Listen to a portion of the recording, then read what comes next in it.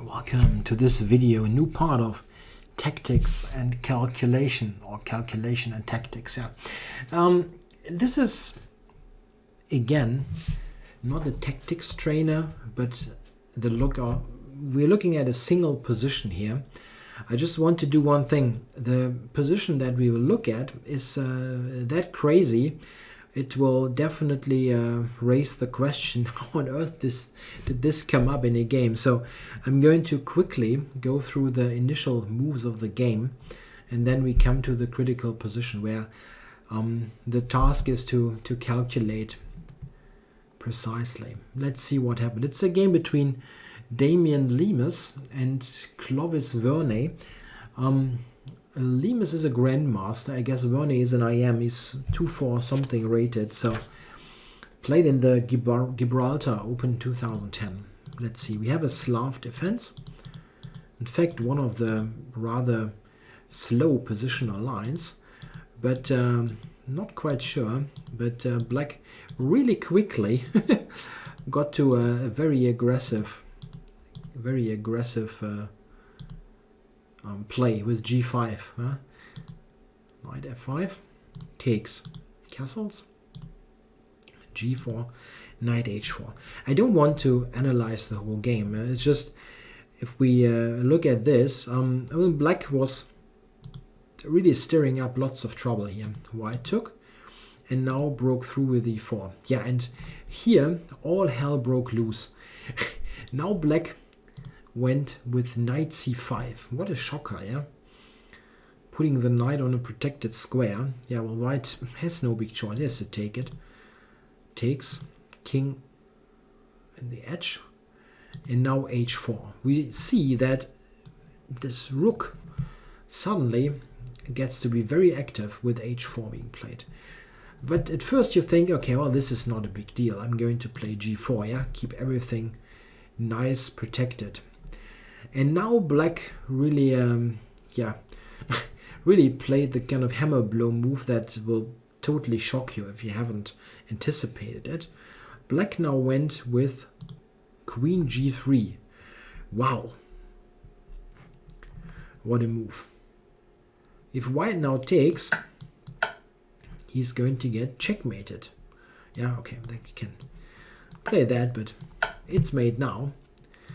So this queen g3 move is really a shocker.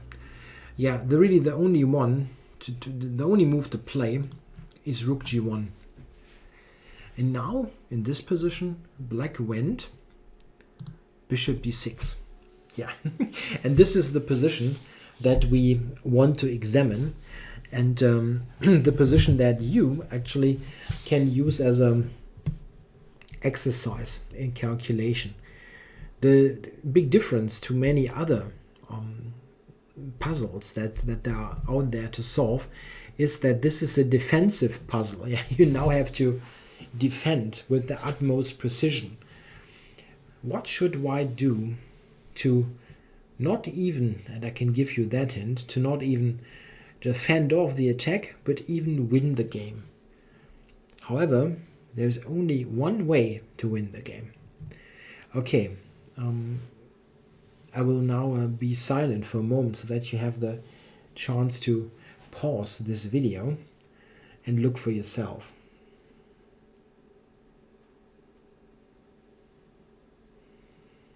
Okay, yeah, let's try to work this out together. White is a piece up, but this is all not very, very essential. There's a mate threat.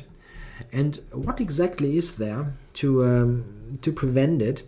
The first simple idea that you have is to take, of course. But this we have seen already before. We're going to get mated here. That's not possible. So what else? We can take with the rook, of course. The most obvious move. But after the pawn capture, this is very, very dangerous. Yeah, in fact, Black is threatening to play this on h2 and play f2. And Black even has winning chances here. After a move like bishop e3, which is relatively best, Black will take and now castle long. And well, white is huge chunks of material up. But how are you going to win this? Black is threatening rook h8, rook h1 mate. And this is terribly difficult to defend against. Yeah. In fact, it seems that white has almost no winning chances here. The relatively best seems to be something like queen d1, where f2, king moves, and rook check returns the queen, probably with an equal position at the end. The whole situation here is very, very dangerous for white. He can absolutely not afford any imprecision. Yeah, any imprecision is any slow move is punished with rook h8 and rook h1 mate. So this is not the way to win this. If we go back,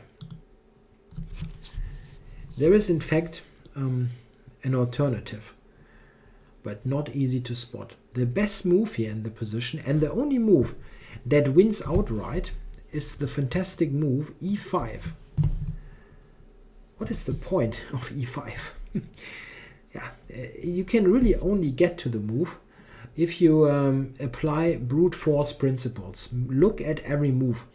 This is a move that is doing one very important thing. It prevents the mate on h2 for the moment, and it forces a reply.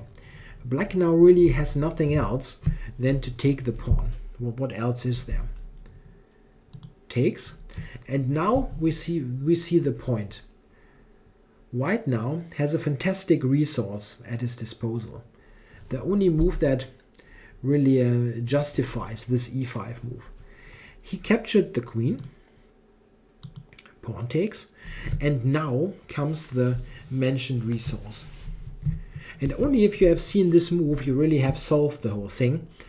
The key move now is the great move bishop h7. Yeah, just fantastic, to be honest. He's playing bishop h7 for one reason. We want to take on f3 here. And the move e5 was needed to actually allow the move bishop h7. So what white did is basically playing a double clearance sacrifice. e5 cleared the bishop, and then we move the bishop away to clear the way for the queen to capture on f3. And now, after rook takes, there is nothing better really. White can take here. Takes on g1, king g1, and here white has a winning position. If we do a count, it's queen for rook, and very important, we have eliminated one of those dangerous pawn duo. With just one pawn left on g3, it is far less of a problem. And the big problem in addition is that if black castles long, this is what he tried, white has this check that will win the e5 bishop. Black took here, and after rook e1 he resigned. Yeah, this is a fantastic piece of calculation. If we go back, we should appreciate the whole thing again. The only way forward really is e5, which allows this whole thing. Bishop takes, then taking the queen, and then the absolute hammer blow bishop h7. The only way forward. It attacks the pawn, and if this pawn falls, the whole thing is going to fall apart. There is no alternative really. Black can play this, yeah, but okay. We go here, and after now rook takes h7, for example, we really can just take.